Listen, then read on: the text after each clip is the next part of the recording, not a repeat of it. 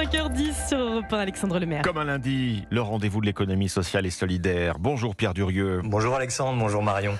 Vous avez déjà eu l'occasion de nous en parler, Pierre, sur Europe 1. Nouveau coup de projecteur ce matin sur la nuit du bien commun, cet événement caritatif au service des plus démunis, mais qui se trouve aujourd'hui menacé. Imaginez une grande salle de spectacle. Des projecteurs s'allument, mais ce ne sont pas des stars qui montent sur scène, ce sont des mères épuisées, des enfants cabossés, des personnes handicapées, des sans-abri. Et en coulisses, les associations qui les accompagnent retiennent leur souffle. Pour elles, chaque minute va compter. Mais vous avez déjà entendu parler des tensions qui entourent la nuit du bien commun. Des pressions, des menaces, des intimidations, parce que les fondateurs historiques de ces soirées sont catholiques et que l'un d'entre eux, aujourd'hui retiré, a pris des engagements politiques. Résultat ? Eh bien, le débat dévie, l'attention se focalise sur ce qui divise plutôt que sur ce qui rassemble. Et cette semaine, ce sont les principaux acteurs de ces soirées qui prennent la parole. Les associations, justement, une centaine. J'aime ma planète, Lazare, les papillons, Andy Chien, Tombé du nid, et tant d'autres. Derrière ces noms, des visages qui espèrent. Derrière ces 100 voix, un seul cœur. Et ce cœur dont vous nous parlez, que demande-t-il ? Eh bien, juste qu'on arrête de les embarquer dans des guerres de drapeaux. Parce que leur drapeau à elles, c'est celui de l'enfant fragile, de la femme en galère, du type qui dort sous un porche.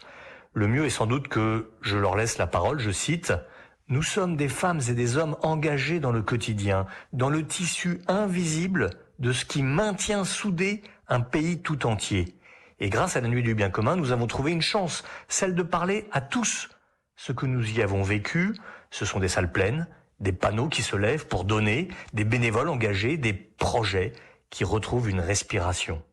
Alors, laissez-nous continuer à porter des projets au service de nos territoires. » Fin de citation. Le tout dans un contexte, c'est vrai, difficile pour les associations. Incertitude politique, baisse des subventions publiques. Tout à fait. Beaucoup d'associations vivent en ce moment des temps vraiment difficiles. Selon une enquête du mouvement associatif, une association sur 2 a perdu des subventions publiques, 1 sur 3 a moins de 3 mois de trésorerie devant elle, et 4 sur 10 doivent renoncer à des activités par manque de budget.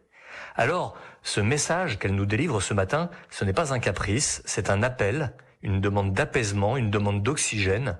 Retrouvez-les jeudi 4 décembre aux Folies Bergères pour l'édition nationale de la Nuit du bien commun. Si seulement cet événement pouvait être un signal, la solidarité n'a pas de couleur politique. Le vrai drapeau, c'est l'humanité. Comme un lundi sur Europe 1. Merci Pierre Durieux. Et excellent lundi à tous, chers auditeurs. Il est 5h13 à suivre dans 5 minutes. Ce sont les initiatives en France, Alexandre. Et ce sera ce matin une solution encore assez peu explorée en France pour le pouvoir d'achat des seniors. C'est la possibilité pour eux de vendre en fait une part de leur logement tout en restant le seul occupant. Explication dans 2 minutes et dans un instant votre histoire dingue. Marion Gagnon, à tout de suite sur Europe 1.